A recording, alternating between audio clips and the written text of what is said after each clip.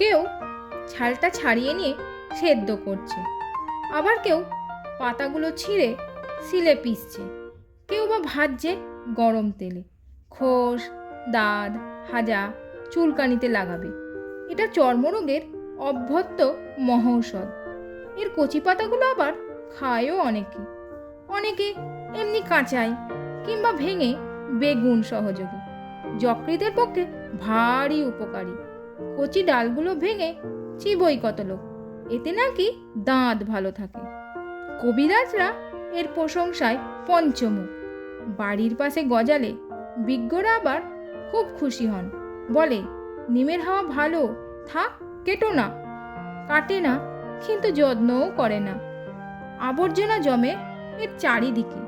অনেকে আবার সান্ধ্যে বাঁধিয়েও দেয়, সে আর এক আবর্জনা।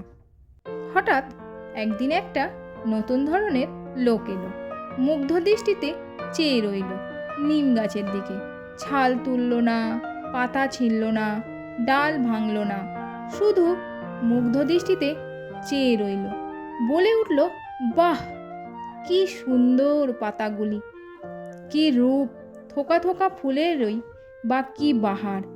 এক ঝাঁক নক্ষত্র যেন নেমে এসেছে নীল আকাশ থেকে সবুজ সায়রে। বাহ! খানিকক্ষণ চেয়ে থেকে চলে গেল। কবিরাজ নয়, কবি। নিম গাছটার ইচ্ছা হলো লোকটার সঙ্গে চলে যায়, কিন্তু পারল না। মাটির ভিতরে অনেক দূর পর্যন্ত তার শিকড় চলে গেছে। তাই বাড়ির পিছনের আবর্জনা স্তূপের মধ্যে দাঁড়িয়ে রইল সে। ওদের বাড়ির গৃহকর্ম নিপুণা লক্ষ্মী বউটার ঠিক ওই একই দশা। নমস্কার, আমি চন্দ্রানী। কেমন আছেন সবাই? আজকে ভাবলাম আপনাদের সঙ্গে নিম গাছ নিয়ে একটু কথা বলি। আপনারা সবাই জানেন নিম গাছের কত উপকারিতা। হজম শক্তি বৃদ্ধি করে, রোগ প্রতিরোধ ক্ষমতা বৃদ্ধি করে, ত্বক ও চুলের সমস্যায়, ডায়াবেটিস নিয়ন্ত্রণে, দাঁত ও মাড়ির সুরক্ষায়, লিভারের যে কোনো সমস্যায়, কৃমি দূর করতে এর জুড়ি মেলা ভার।